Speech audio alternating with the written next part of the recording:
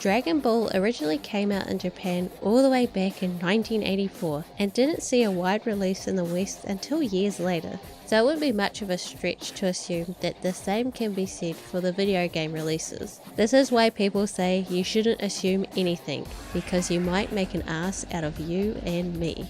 But more specifically me in this case. The PS2 version of Dragon Ball Z Budokai 2 came out in 2003 for pretty much everywhere, aside from Japan. They didn't get the game until early 2004, along with the name change to Dragon Ball Z 2, following the naming conventions for the previous entry in the series. Despite the name change, the gameplay and overall experience of Dragon Ball Z Budokai 2 remained consistent across all versions. Why it was released in foreign territories before its home region is still a mystery to me, and if anyone does know, I'd love to hear it because I am genuinely curious as to why. My best guess is that Dragon Ball Z was reaching its peak in popularity in the West at the time, and they wanted to capitalize on it, but that is just a guess. Since the Japanese version was given a later release date, this did give the developers time to add some extra stuff to the Japanese version. The hidden story of Budokai 2 actually begins at the end of the English version story mode, after defeating the menace of an AI that is Kid Buu. Instead of being brought to the credits, the game will ask if you would like to move on to stage 10. Goku will then be transported back to Earth, where he is shocked to find that the Cybermen have taken over the area. He then meets up with Tien and Yamcha. They are both determined to prove that they don't always have to rely on Goku to save the day, and have arrived to help in the fight. Tien is the first to admit that even with all of his recent training, he still will not stand much of a chance in the fights ahead. He expresses the need for him and Yamcha to combine their strength. By performing the fusion dance, they transform into the much more formidable Tiencha. But even then, they aren't really all that formidable, if I am being perfectly honest. They try. In order to complete the stage, all enemies on the board must be defeated. To begin, there are 5 different colored Cybermen. When a Cyberman is defeated, it will spawn one of the major villains onto the board. Defeating the yellow Cyberman will spawn Nappa, the pink spawns Raccoon, the green one will spawn Raditz, red spawns Deborah, and the blue Cyberman will spawn Captain Ginyu. All the Cybermen must be fought along with their corresponding villains in order to finish the stage. Skipping some of the Cybermen is not an option. Don't try to be lazy, like me. Fighting their way across the board, Tiencha and Goku take out all that stands in their way, until they make it to Deborah, their final opponent. Tiencha steps up and takes on the Demon King. After an intense fight, they come out victorious and feel unstoppable. With their confidence sky high, they declare their readiness to defeat Frieza, Cell, and even Majin Buu. But then Goku interrupts, telling them they all dead. Despondent, Tiencha worries that all of their training is now rendered meaningless. And that's it. That's the end. It then cuts to the ending text scroll that has nothing to do with stage 10, as it just goes back to talking about the defeat of Majin Buu. So it is a very short stage and not much happens in it.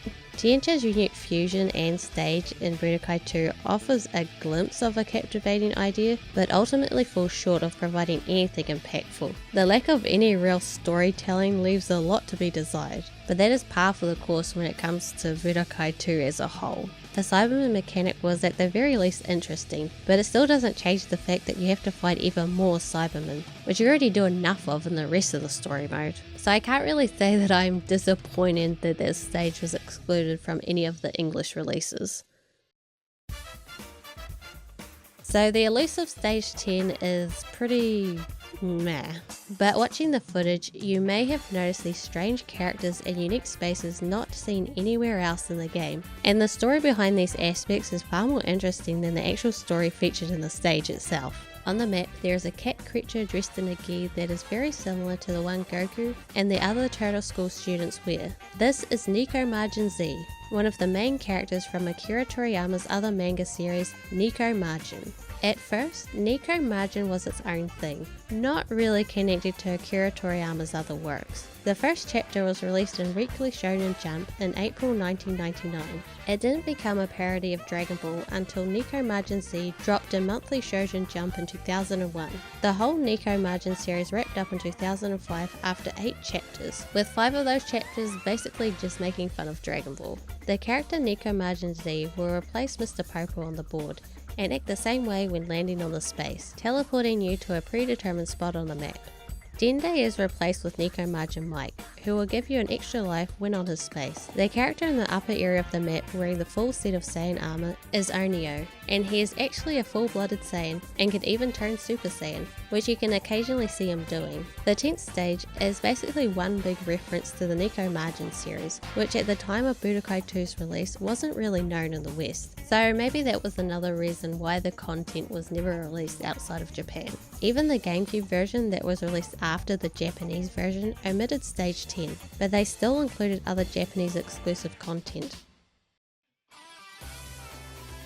Another interesting aspect of this stage is the unique WJ, VJ, and MJ spaces. I assume these stand for Weekly Jump, V-Jump, and Monthly Jump, which are the magazines that Nekomajin was initially released in. When landing on these spaces, you will be prompted to enter a password. But what the hell are even the correct passwords, as none of them are featured anywhere within the game? Well, like I've been doing in a lot of this video, I would have to assume that they are originally found in the corresponding magazines. Maybe? But even if this were true, what issues and how are you supposed to find them now? This game came out over 20 years ago. Well, thankfully, they can be found on Bandai Namco's official website. Except not really, because the link is long dead and it just takes you to the company's Japanese bragging. Okay, whatever. Luckily, not all is lost, as there is a video on YouTube showcasing these passwords, but I still have no idea how you're originally meant to get these bloody passwords. When entering this password on the WJ space, it will boost Tiancha's attack and defense by 20%. When entering this password on the MJ space, it will unlock the Cell games in the tournament mode. When entering this password on the VJ space, it will unlock the Z and Z2 difficulty modes, which are the hardest difficulties in the game. If you're playing the V-Jump version, you don't need to input these passwords, as everything is already unlocked. Well, I guess the attack and defense increase would be good for Tiancha, because even though they are fusion, they still kind of suck. Okay, so that is what the hidden stage is all about, but how exactly do you unlock it? In the standard Japanese version of the game, you'll need to buy it from the shop for 1,000,000 zeni, and then enter a password on the Z space found on the 9th stage. It's near where Kid Buu spawns. If you're playing the V-Jump version, it will be unlocked automatically, and the game will simply ask you if you want to play stage 10 after completing stage 9. In this video, I just played the V-Jump version of the game, which is probably the best way to play Budokai 2 in my opinion, as there is even an English translation mod for this version by the Phoenix Mirror. I mean, not everything is translated, but enough so you can actually tell what is going on. The English translation mod really enhances the overall experience of playing the V-Jump version. It's great to see how much effort the Phoenix Mirror put into making the game more accessible for English speaking players. I will leave a link to the video on the project in the description. As a quick aside, revisiting Budokai 2 in this version gave me a fresh perspective on the game. Experiencing the joy of having all the features unlocked from the start and the freedom to customize characters as I desired in the story mode made this playthrough the most enjoyable I've ever had with the game. While I don't think much of the added stage, I do think this version is worth a playthrough if you're a fan of the Budokai series. And this really should have been included in the HD collection. And no, I will never let it go. Never.